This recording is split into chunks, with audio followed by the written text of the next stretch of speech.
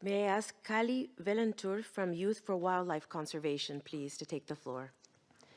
Your Excellencies, UN Secretary General, President of the General Assembly, Her Deepness, and other distinguished guests, it is an honor to be here among you today for the sake of those that use calls, clicks, bubbles, lights, and vibrations to communicate, as opposed to our own perception of language.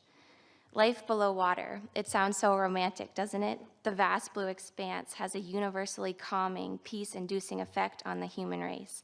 Yet for ocean wildlife actually living below water, a one-sided war is raging. I study sea turtles, a flagship species. By studying them, we open the doors to conversations regarding the biggest threats facing our oceans today: destructive fishing practices, climate change, and pollution.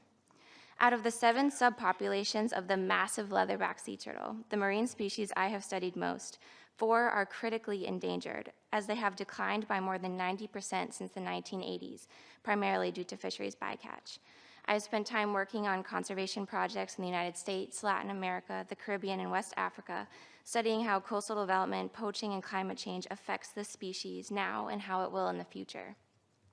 Leatherbacks have survived 5 mass extinctions over the last 110 million years and are only now facing extinction themselves from various ocean basins due to consistent pressure from the human race. I am currently working with a team of scientists in the East Pacific, where leatherback bycatch is highest, to develop a multinational project to implement bycatch mitigation solutions before it's too late. The time for being tempered has passed. Because we have had drastic negative effects on the oceans, now is a time for drastic change.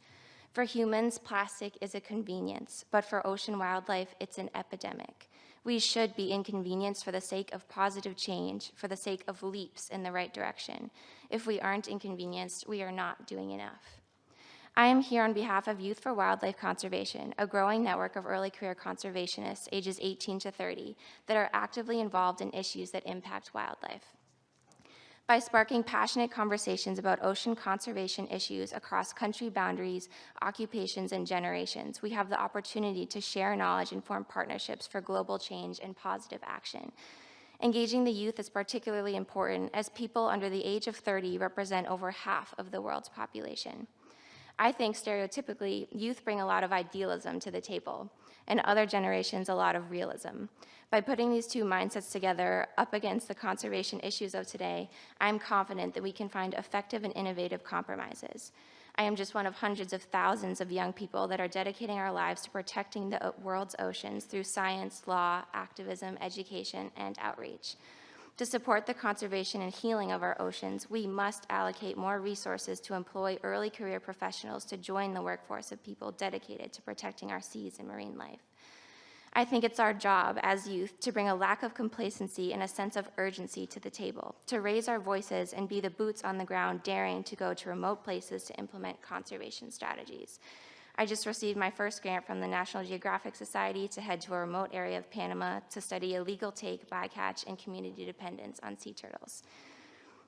Other examples of roles that youth can play in wildlife conservation include creating a youth network like the Youth for Wildlife Conservation, providing feasibility feedback to data managers from the field, implementing conservation policies, and leading in-country community outreach campaigns.